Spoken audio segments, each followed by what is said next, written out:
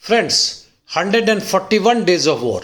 Russian army and LPR militia claim to have operational control over Seversk. However, ISW says no such attack was carried on Seversk, while Ukraine says that they have repulsed this attack in addition to other assaults on Slavyansk and Kramatorsk. In Bakhmut, Russians have been preparing for attacks since long, and it seems that today or tomorrow they will be carrying out assault.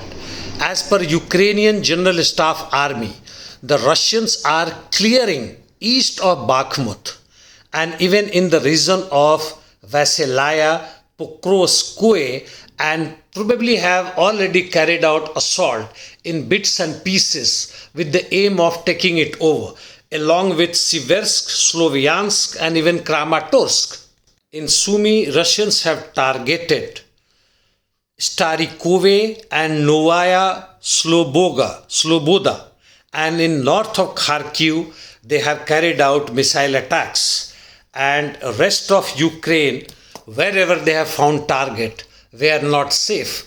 Probably they have increased their shelling, air bombarding, and even from the naval side after Ukrainians have counterattacked, carried out counteroffensive with the latest acquisition of American artillery and other weapons, tanks from Germany and elsewhere. American military think tanks have said that Russia is likely to concentrate in Donetsk region. That means their aim is to take over the entire DPR, and they do not mind prolonging the war in the hope that West will come down to diplomatic solution, which at present they are not. And as far as operation is concerned, Russians will adopt tactics used in Severodonetsk and Lysychansk, that is slow offensive but with massive attack on Ukrainian military position with their RT and other form of shelling, missiles, etc.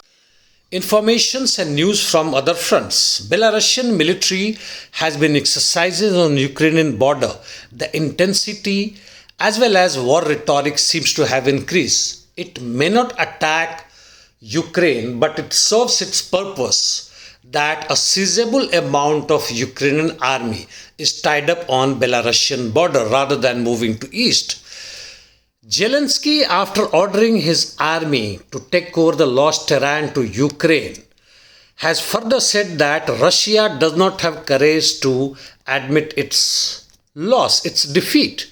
Why so? Probably he is emboldened by the counterattack oblique repulsing the Russian attack on eastern front in Slavyansk and Seversk. And it seems that a Russian major general has been killed. Well, his emboldenment, his courage seems to have come out from this. In the meantime, Russia and European Union have agreed to let Kaliningrad transit its goods from Russia, which was banned earlier. As far as Armenia is concerned, there is a news that Russia is building a military base there with troops of 2,000. Well, that shows that Russians are moving elsewhere also during the thick of war in Ukraine, which includes even Syria, exercises with Latin American countries and with China on Japanese border. Now, DPR has opened its embassy in Moscow. There's nothing great about this, but well, it says on political front that the DPR, LPR are not far behind in their diplomatic and as well as military activities. Yesterday, military delegates of Ukraine, Russia and Turkey met UN officials in Istanbul to discuss safe passage of Ukrainian grains through Black Sea. We'll wait for the outcome. In the meantime, Ukrainian diaspora in Canada is planning to sue Canadian government for returning Nord Stream 1 turbine to Germany, which Gazprom will be using.